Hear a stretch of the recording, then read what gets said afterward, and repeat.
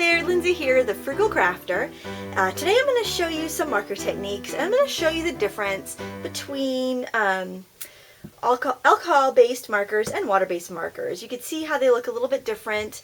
You get a little bit smoother of a blend with the alcohol markers, and it's just a little more painterly and artistic with the watercolor markers. So I'm going to show you some coloring tricks today, hopefully pretty quickly, and then you'll be on your way using the supplies you hopefully already have.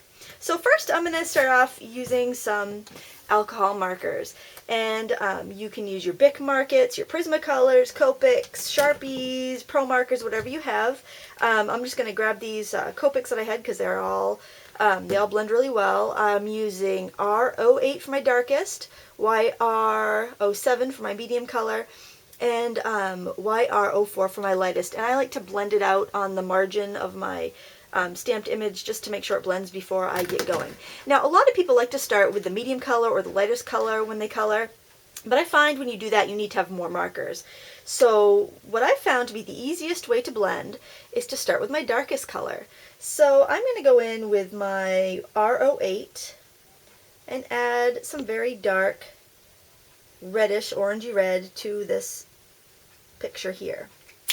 Then I'm going to go in with my medium color, which is YR07. And I like to use a chisel edge a lot because that can help loosen up the pigment because the nib is stiffer. And I'm just going to go over what I've already colored and drag the color up. By doing it this way, you can actually jump a few levels between colors and it still blends nice. Instead of having to use 8 markers on one thing, you can use 3 and get a really nice blend. So I work darkest to lightest. It's not the way everybody does it, but it's the way I do it. It seems to save a lot of time. You don't need as many markers. And as you can see, you get a really nice blend. And I would just repeat that for every single petal on all the flowers. This stamp is by About Art Accents, or artneco.com, and it is the Framed Florals ATC set. So, and if I do decide I want a little bit of a darker center, I can always go back in and add a little bit more dark on top, especially while the color is still a little wet. It'll blend really nicely. So there you go, 3 colors, you get a really dramatic effect. You just repeat it for the other flowers you have there. Now I'm going to move on to the watercolor markers. And a lot of people are excited about watercolor markers right now because Tim Holtz came out with his new distress markers. And I grabbed a couple colors when I was at a stamp show back in June. I wanted to see what all the fuss was about. I didn't find them to be that much different than other watercolor markers that I already had. But, you know, they do blend really well, and I've got some right here, so I'm going to go ahead and use them.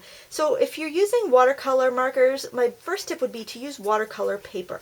It'll be a huge difference in trying to use the paper that you would normally use with your alcohol markers. This is like Nina, really smooth paper. I love it a lot for the alcohol markers, but if I try to color with this and then I try to blend, it's not going to blend. It's going to kind of sink into that paper, and look at that. I can barely get the color to move.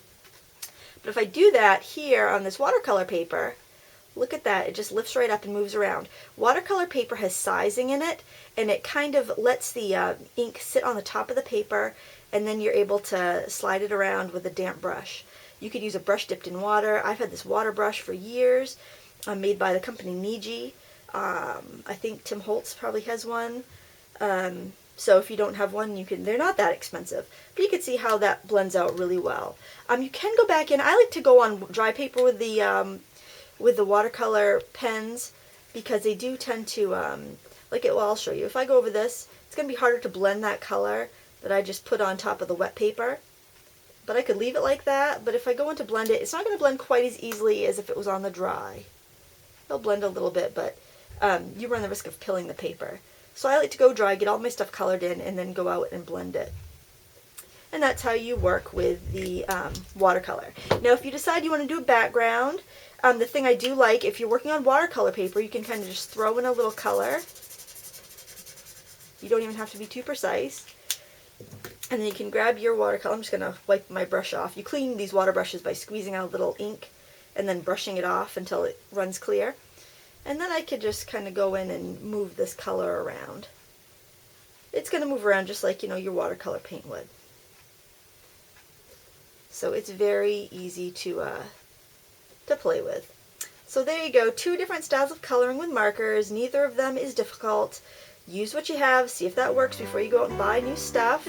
And as always, happy crafting!